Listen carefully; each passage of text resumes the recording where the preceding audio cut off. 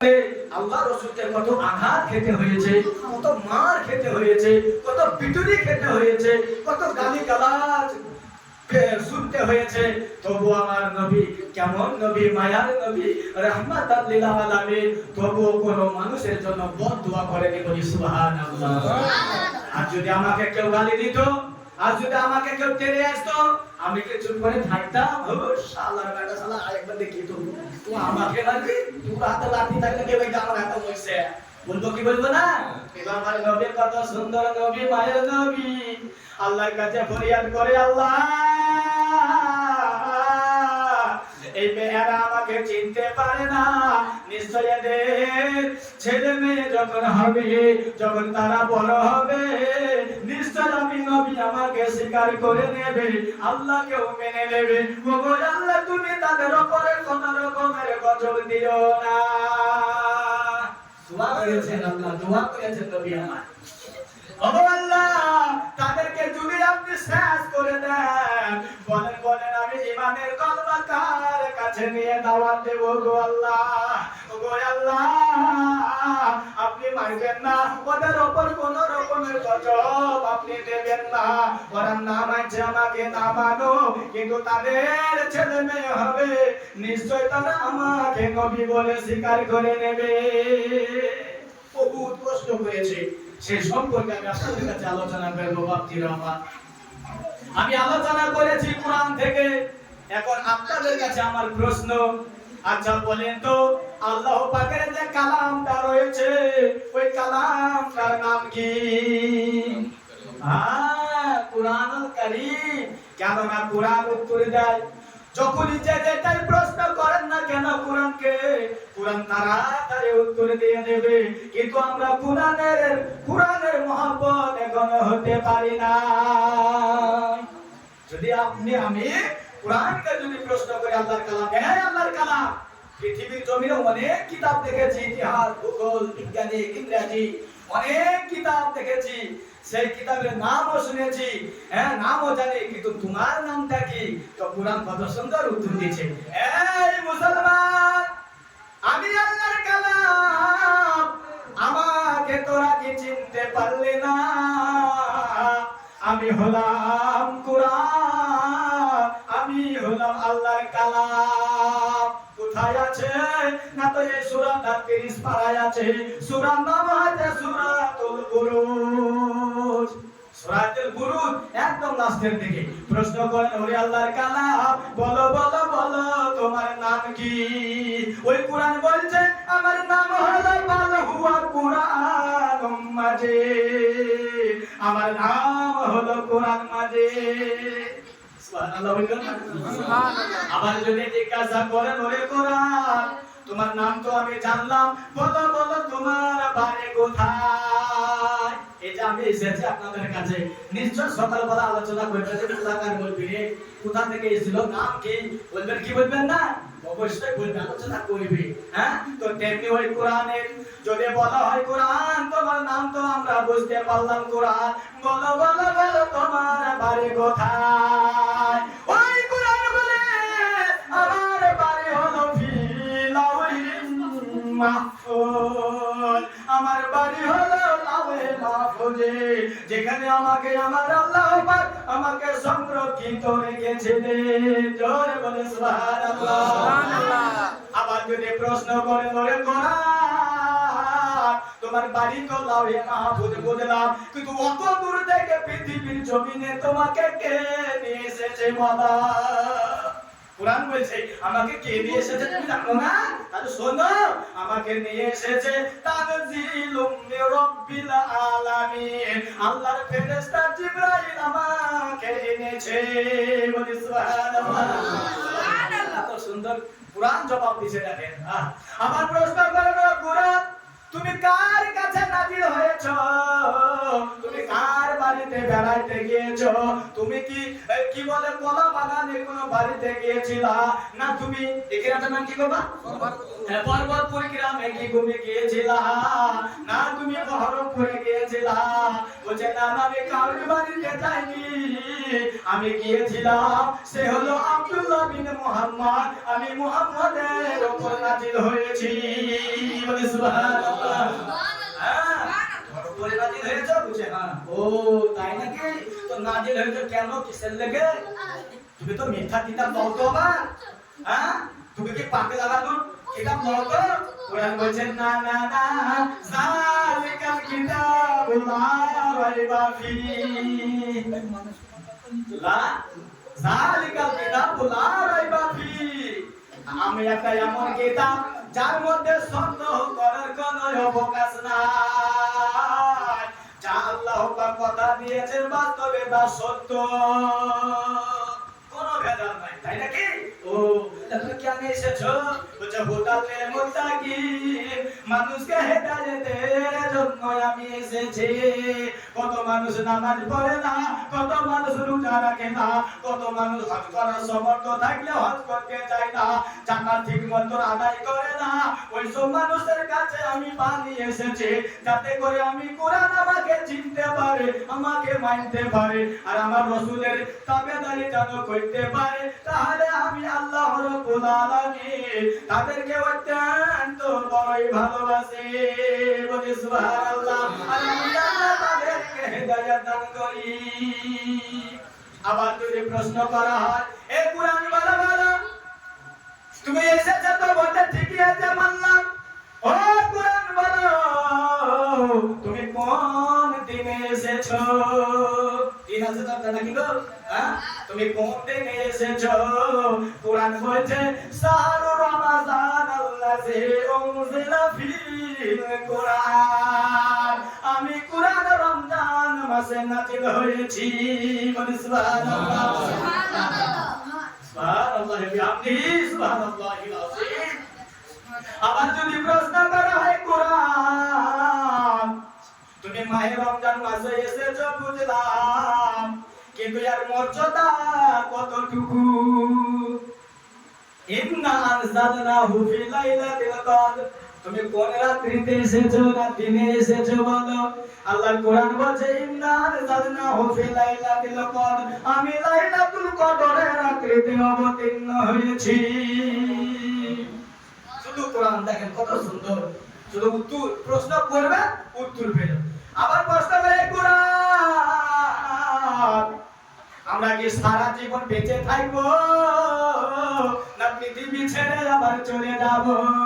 কোরআন উত্তর দিয়েছে যে কুল্লু নাফসিন যায়িকাতুল মাউত সুম্মা ইলাইনা তুরজাউন। এ পৃথিবীর মানুষ, নিশ্চয় নিশ্চয় প্রত্যেক প্রাণীকে মৃত্যুর স্বাদ একদিন না একদিন চাইতে হবে। এই দুনিয়া ছেড়ে পরপারে চলে যেতে হবে। মরে যাওয়ার পর তোমাকে পাকা বাড়িতে আর কেউ রাখবে না। তোমাকে গোসল করিয়া কাপড় পরাইয়া এমন এক জায়গায় নিয়ে যাওয়া হবে, সেই জায়গাটার নাম হলো কবর। সুম্মা ইলাইনা তুরজাউন, তার মানে হলো আবার একদিন আমার কাছে ফিরে আসতে হবে। বলি সুবহানাল্লাহ। এই এই আয়াতটা কোথায় বলেছে? পারা নাম্বার 21, সূরা নাম সূরা আনকাবুত, পৃষ্ঠা নাম্বার 560, আয়াত নাম্বার 56। দাহিন পৃষ্ঠাতে দেখবেন নিচের দু লাইনের উপরে আছে লেখা। যদি আপনাদের সন্দেহ হয় কোরআনটা খুলে পড়ে নেবেন দেখা। আল্লাহ সুবহানাহু ওয়া তাআলা কত সুন্দর করে জানিয়ে দিয়েছেন কুল্লু নাফসিন যায়িকাতুল মাউত সুম্মা ইলাইনা তুরজাউন। প্রত্যেক প্রাণীকে মৃত্যুর স্বাদ চাইতে হবে, চাইতে হবে, এবং একদিন আমার কাছে তোমাদেরকে ফিরে আসতে হবে। বলে সুবহানাল্লাহ। তাই না? ফিরেও আবার একদিন আপনাকে আমাকে চলে যেতে হবে, কিন্তু চলে যাওয়ার আগে আল্লাহ পাককে ভয় করে যেতে হবে। প্রত্যেকটি আমলকে বাস্তবায়ন করে আল্লাহ রাসূলের সুন্নাত তরিকায় যদি আপনি আমি জীবন যাপন করতে পারি, তাহলে ফাদখুলি ফি ইবাদি ওয়াদখুলি জান্নাতি। আল্লাহ রাব্বুল আলামিন ওই বান্দা বান্দীকে জান্নাত নাযিল করে দেবে। বলে সুবহানাল্লাহ। তো আমাদের ইবাদত নাই তো আমরা বলছি, আলেম ওলামারা বলছে নামাজ পড়ো, নামাজ পড়ো, নামাজ পড়ো, আর আমরা বলছি তো যা বলতে ফোন এখানে শুনে দিতে বাইক দিলাম, কথা কি মানে এরকম হচ্ছে? কি হচ্ছে না? মানতে হবে। জানার নাম ঈমান লয়, পূজার নাম ঈমান লয়, আমি অনেক জ্ঞানী পণ্ডিত না, যেটা শুনবো যেটা জানবো তার প্রতি আমল করাকেই বলে মুহাম্মদ রাসূলুল্লাহ সাল্লাল্লাহু আলাইহি উম্মত বলা হয়। বলি সুবহানাল্লাহ। তো সেই মায়ার নবী, দয়ার নবী তাই সাহাবাদেরকে বললেন, এই সাহাবারা আমার, তোমরা ভয় করার মতো যেন ভয় করিও। আল্লাহ রাব্বুল আলামিন কোরআন পাকে বলেছে, বিস্তারিত ভাবে সবকিছু তত্ত্ব করে আল্লাহ রাসূল আলোচনা করতেন সাহাবাদের কাছে। তো আমরা ভয় করি না তো? যদি আপনি আমি ভয় করতাম জীবনে কখনো নামাজকে বাদ দিতাম না। যদি আপনি আমি ভয় করতাম তাহলে রমজান মাসে অনেকে রোজা রাখে না, তারা রোজা রাখতো। আল্লাহকে যদি ভয় করতাম তাহলে কেন আমি হিংসা অহংকার যুগল করি, পরনিন্দা চুগলা যুগল করি করে বেড়াই বলো? না, এ তো চলবে না, এটা আল্লাহ রাসূলের আদর্শ নয়। ভয় করার মতো ভয় করতে হবে। হ্যাঁ, আল্লাহ পাক কোরআন পাকে বলেন, ইয়া আইয়ুহাল্লাযীনা আমানু তাকুল্লাহা হাক্কা তুকাতিহি ওয়া লা তামুতুন্না ইল্লা ওয়া আনতুম মুসলিমুন। আল্লাহ পাক বলেন, হে বিশ্বাসী বান্দাগণেরা, আমি আল্লাহ আছি, আমাকে যেন তোমরা মানিস। যেখানে থাকবি আমাকে স্মরণে রাখিস, যে কাজই করবি আমাকে মনে রাখিস, যেখানে যে যা করবি আমাকে যেন সঙ্গে রাখিস। আর কি না তো আমারে ভয় করিস, ভয় করার মতো ভয় করিস। ওই মৃত্যু তোদেরকে ধরে নিতে না পারে, ওই মৃত্যু তোদেরকে কবরে নিয়ে যেতে না পারে, ওই মৃত্যু তোদেরকে খাটিয়ে করে যেন কবরে নিয়ে যেতে না পারে, ইল্লা যতক্ষণ তোরা ওয়া আনতুম মুসলিমুন স্বয়ং সম্পূর্ণ পরিপূর্ণ পূর্ণাঙ্গ মুমিন মুসলমান না হয়েছে ততক্ষণ পর্যন্ত তোমরা মৃত্যুবরণ করিও না। আমি আল্লাহ তোমাদেরকে নিষেধ করিতেছি। আল্লাহ নিষেধ করেছেন, যতক্ষণ পর্যন্ত তোমরা পূর্ণাঙ্গ মুমিন মুসলমান না হয়েছো ততক্ষণ পর্যন্ত খবরদার আমার কবরে এসো না, নাহলে পিটাই চলবে পিটাই। দুনিয়ার জমিনে তুমি যতই করো ফুটানি, কবরে গিয়ে বুঝতে পারবে ইপিটু পিটিবে শুধু পেদানি। সেদিন বুঝে আসবে যে হ্যাঁ কেমন জিনিস, কেন মানেনি, কেন ওলামাদের কথা আমরা কানে ধরে দিইনি, কেন তাদের প্রতি কথাতে আমল কেন করিনি। সেদিন পস্তাবে না তো পস্তাবে, হাত কামড়াইতে একদম এত দূর চলে আসবে তো বসে টের পাবে না, এত পস্তাবে। সেই পস্তাবে সেদিন আর কাজে লাগবে না। মুহাম্মাদের উম্মতে যদি হতে চান আল্লাহ রাসূলের সুন্নতকে তাবেদারি করতে হবে। আল্লাহ রাসূল কিভাবে খাওয়া দাওয়া করেছে, কিভাবে ব্যবসা বাণিজ্য করেছে, কিভাবে লেনদেন করেছে, কিভাবে বিবাহ শাদী করেছে, কিভাবে গোসল করেছে, কিভাবে কোরআন তেলাওয়াত করেছে, সব কিছু আল্লাহ রাসূলের সুন্নত তরিকায় যদি আপনার হয় তাহলে আপনি কামিয়াব হয়ে গেলেন। এইজন্য তো আল্লাহ পাক কোরআন পাকে বলেছে, কুল ইন কুনতুম তুহিব্বুনাল্লাহ ফাত্তাবিউনি ইউহিব্বুকুমুল্লাহ ওয়া ইয়াগফির লাকুম যুনুবাকুম ওয়াল্লাহু গফুরুর রাহিম। আল্লাহু আকবার।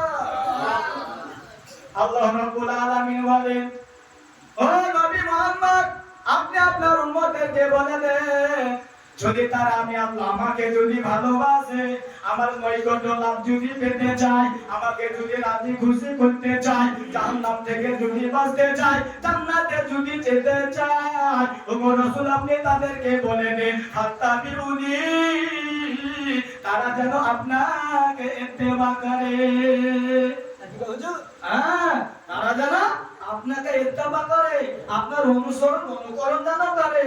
ফাত্তাবিউনি ইউহিব্বুকুমুল্লাহ, তাহলে আমি আল্লাহ আমাকে ভালোবাসা দেওয়া হবে।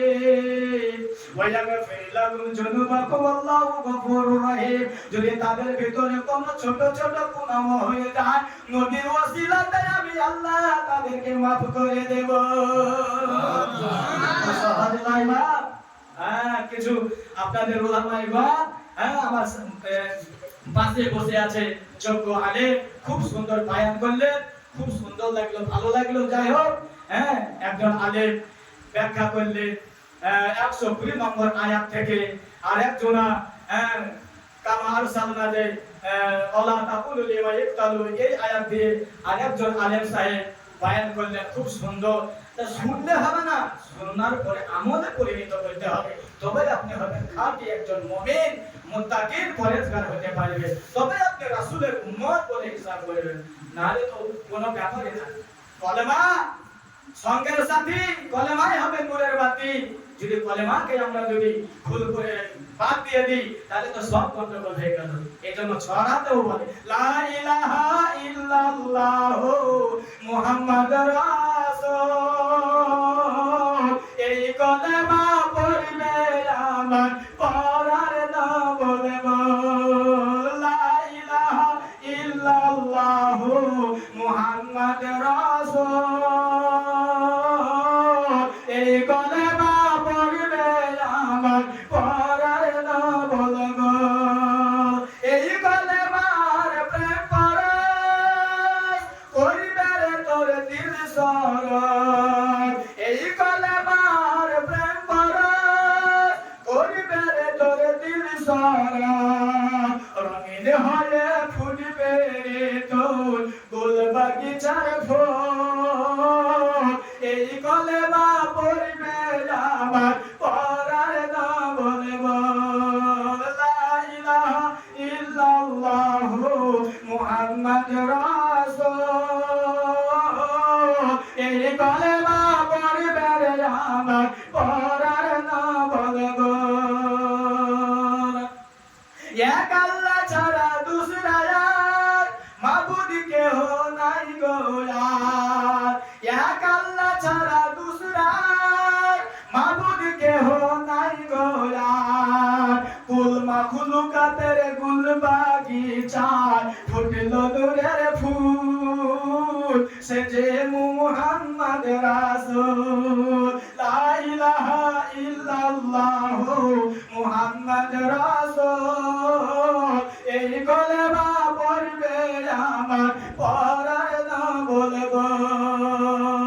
খুলবি যদি আল্লাহর ঘর, এই কলেমার চাবি ধর, খুলবি যদি আল্লাহর ঘর, এই কলেমার চাবি ধর, এই কলেমা ভুল হলে রে, এই কলেমা ভুল হইলে রে সব হবে তোর ভুল, লা ইলাহা ইল্লাল্লাহু মুহাম্মাদুর রাসূল, আল্লাহুম্মা সাল্লি আলা সাইয়্যিদিনা মাওলানা মুহাম্মাদ ওয়া আলা আলি সাইয়্যিদিনা মাওলানা মুহাম্মাদ।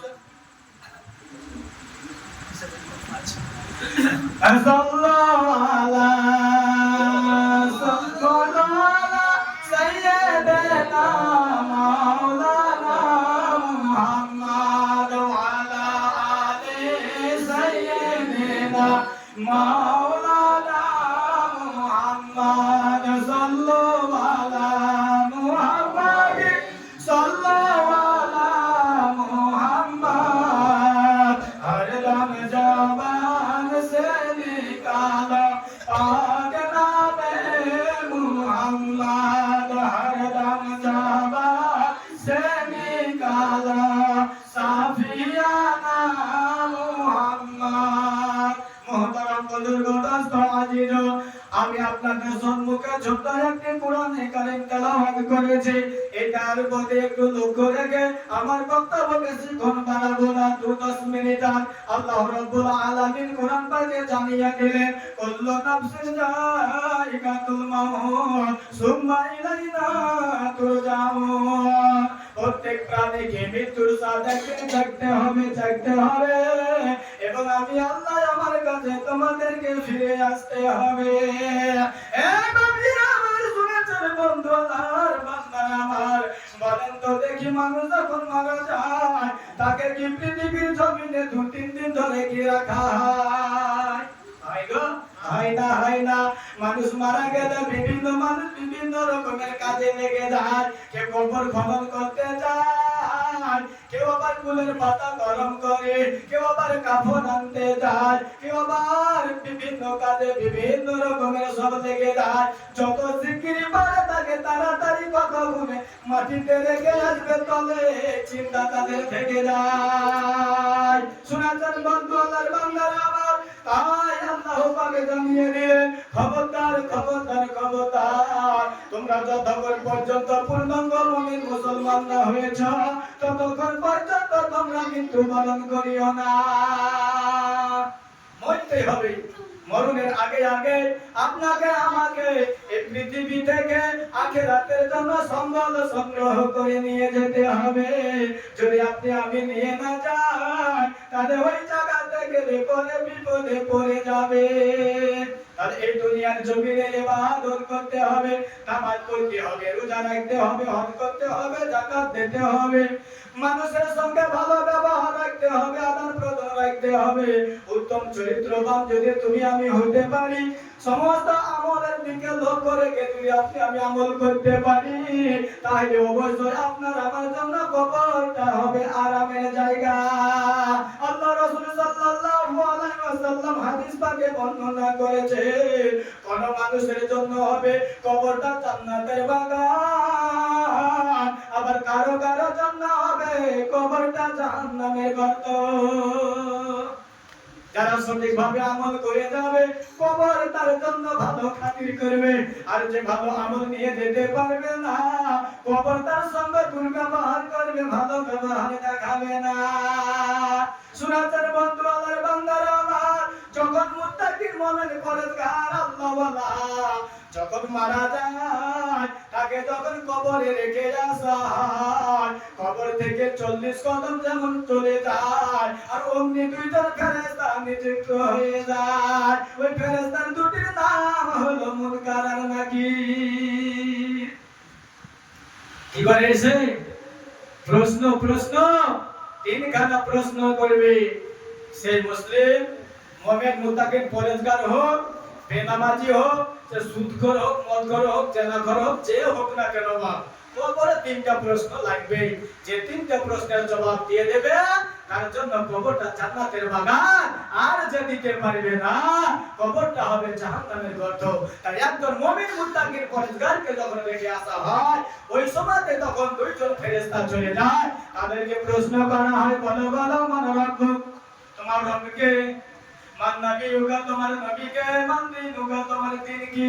সে তো মুমিন মুত্তাকির পরেজগার, সে তখন বলবে আমার রব হলো আল্লাহ, আমার দ্বীন হলো ইসলাম, আমার নবী হলো মুহাম্মদুর রাসূলুল্লাহ সাল্লাল্লাহু আলাইহি ওয়াসাল্লাম।